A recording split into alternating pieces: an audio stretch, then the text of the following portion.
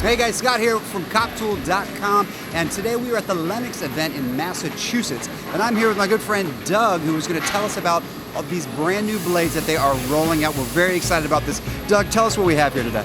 Well, today we're going to show the LENOX 14 TPI, and it's going to have a curve on the jigsaw. And what it is that LENOX had the curve technology, and now we're implementing it into the jigsaw.